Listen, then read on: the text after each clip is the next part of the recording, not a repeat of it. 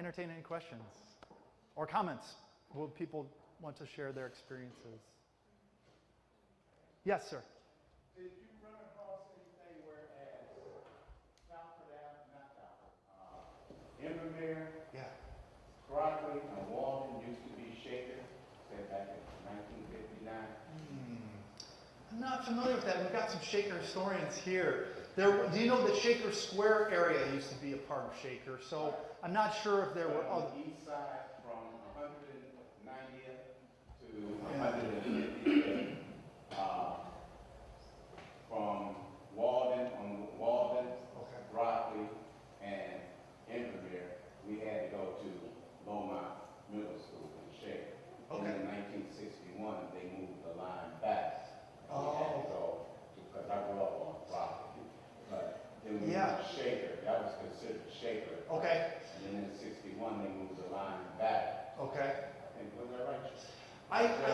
I am familiar with this phenomenon. I know that there's a portion of Garfield Heights that's always been zoned in the Cleveland School District, and there's a portion of Cleveland Heights that's in the East Cleveland School District. And one reason why the Ludlow area of Cleveland was so dry was because it was in the Shaker Heights district. So it's, I'll trust you on that one. I wasn't familiar with that. Thank you. Okay, anyone else? Yes, ma'am. So Beehive Elementary, you said, was the longest racially segregated school in Cleveland Public Schools? I said racially integrated. I'm sorry. Yeah. And was it was founded in 1917, so was it racially integrated then? Or Well, all these developments have happened? right. So the Leesonville community I was talking about started growing in the 1920s. So less than 10 years after the school was built, there were black children going to it.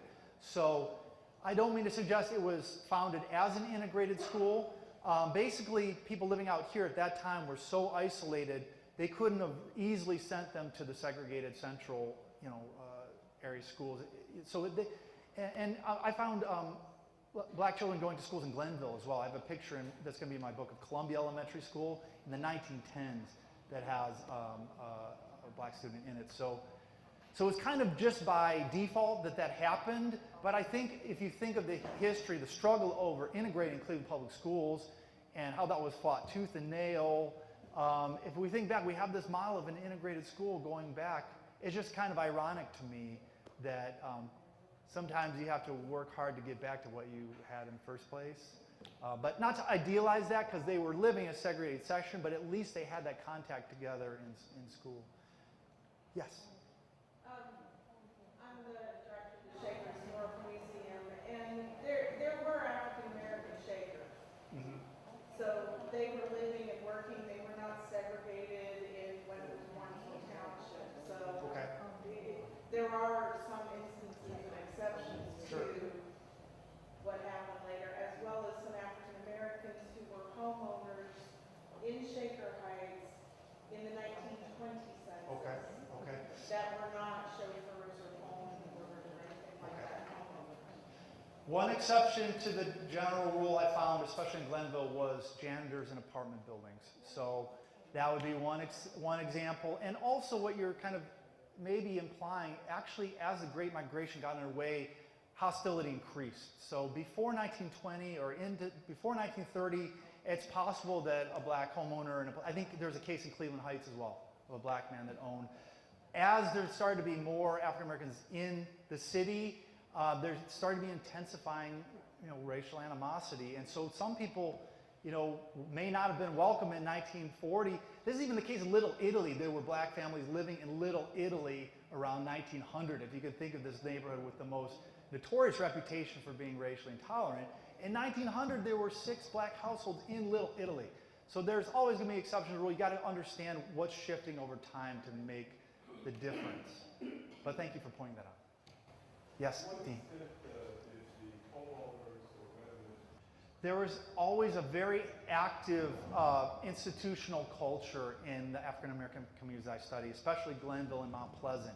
But a really important institution was Quincy Savings and Loan, because this was a black-owned savings institution founded in 1952 that financed a lot of purchases all over the metro area.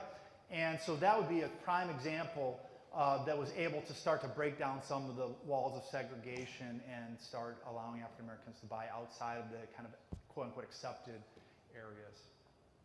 I'm not trying to cut you off.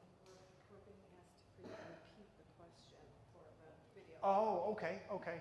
So when someone asks a question, I'll repeat the question. Is that so? That related to what institutions had helped to kind of facilitate purchases. Oh, you've read my dissertation. You can read my book. A lot of people were moving from Mount Pleasant to Lee Harvard. One of whom was Arthur Johnston. So the first mayor was actually a resident of Mount Pleasant who moved out to Miles Heights. So like Glenville, it was an area that people were, as they moved further and further out, some people were coming from Mount Pleasant. And there was a time when Lee Harvard, or when Leesville was very undeveloped, people had to go back into Mount Pleasant to get groceries, for example, when this was really the country. So there is definitely a kind of connection there. Yes. How did Arthur Bussey compare with other African American builders of his time? Yes. I missed if he said that whether he was one of the largest or the largest, or what was the criteria, I guess, for really getting interested in him in the first place? So the question was, Arthur Bussey, how typical of a African American contractor and builder would he have been, and where does he fit in the continuum? So he would have been somewhere in the middle. As far as I can tell, the average black-owned firm would build up to 15 to 25 houses in a year would be considered very good. Albert Taborn that I mentioned was eventually building 100 a year or more, and there were firms that built even less. And so this pattern of someone who starts as a bricklayer and scales up is a little different. The Southeast builders that was a little more ambitious but actually went out of business was actually 2 school teachers and I think 2 building tradesmen. So it kind of depended how many people were pooling together and what kind of access to capital they had. And like I can't emphasize enough that African American contractors had more difficulty getting credit, getting lumber at fair prices, meeting time, employing labor, because there's an issue if they were non-union labor. And so they had more difficulty budgeting and meeting deadlines than these bigger white firms that had better access to capital. So, yes, sir. Did you research any street, the naming of these streets? Were they named after a lot of the builders or a lot of the farmers that were out here? I've come across a few, and you may know more about this than me. I think some of them, is there a Goodman? Is there a Goodman Avenue in this? Oh, sorry. The question was, have I been able to figure out or come across how were the streets in the area named? And so some of them were, so I think, is there a Dubin? I think there's a park sometimes, so that would be named after. Finer, I think. Finer, okay, that would be an example. Did you have a particular one in mind that you were wondering about? Because I might have to know. Harvard on Lee Road. You probably know that. Lee Road was named after the shaker who owned the farm. Before Shaker Heights and Cleveland were here. That's how Lee Road got it. Okay. The newest street in the community, Sunny Glen, was named after the developer's wife. And I can't tell you much more history than that. There's a few streets with Eastern European kind of sounding surnames like Colin or Prebe. So they could, I'm not sure if I'm saying, pronouncing them right, but I mean, those could be named after previous residents or the developer. And then of course streets get renamed. There's an Arthur Johnson Parkway now, which was never in existence. Johnstone was one of the residents of Miles Heights. But that's relatively recently named, I would think, right? Yes. I think Ma'am. if you go back and research the history of Miles Heights, Okay. which was even encumbers as far here in this area. And one reason that so many were able to build over there, where they were, was the water tank. No one wanted that. And that's why blacks were able to go in and build. Yes. Now, how come some of the homes look like they did? Because of financing. The banks didn't finance Right. them, they financed other people. Right. So people built as they were able to accumulate funds to do it. Absolutely.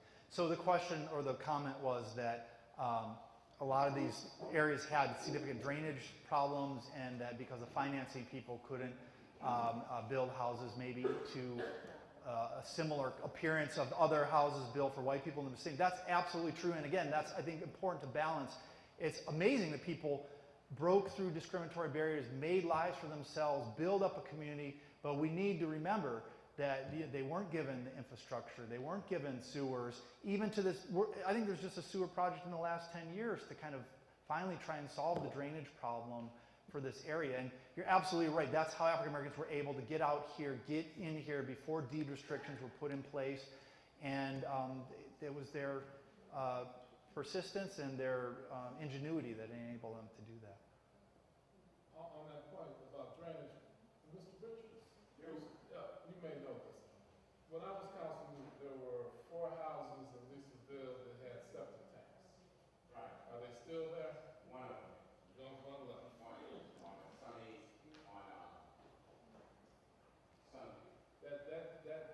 And I didn't understand it at the time, Yeah. but the drainage, the old land that flooded. Well, I'm currently in Atlanta, Georgia Tech, and all the historic African American neighborhoods are in the bottoms, and all the sewage would run downhill in those areas. And now that there's so much concrete in downtown, it's flooding these areas, like historic West Side. I taught in New Orleans at Tulane University for 3 years, and historically the edge of the back of town, the edge of the marsh was where African Americans could find land to build. And so those were, some people even took the risk of building on the river side of the levee. You're basically guaranteed for your house to get washed away at some point, but they just had no other place, or they were not allowed to build anywhere else. And so we have to keep that in mind and understanding how these communities developed the way that they did, but also the ingenuity and persistence that still they said, I'm still going to do this. I'm still going to try and make a life of this. Yes, ma'am. One of the things when the soldiers were coming back from World War II, they didn't have the opportunities in these big tract homes. And if there had not been a Miles Heights, there would not have been a Lisaville. And if there had not been a Lisaville, there would not have been a Harvard as we know it now. So the banks had a lot to do with it. And if in fact you hadn't had these homes that looked like whatever, because they didn't have any choice. Those were the areas that they let the veterans come in. They couldn't go to some of the other more prosperous and comfortable areas. Okay, so again, the comment was about veterans and how this kind of took on a momentum of its own, but to understand the pattern, you have to understand one step leads to the next, leads to the next. Okay. Other questions or comments? Yes, ma'am.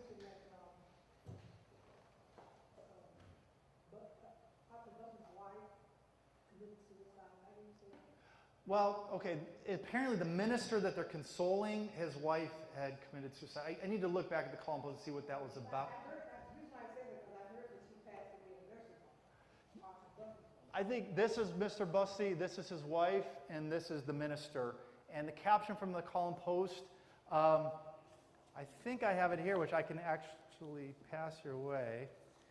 You could help me, maybe I've misinterpreted. So tell me, it seems as though the minister had either discovered his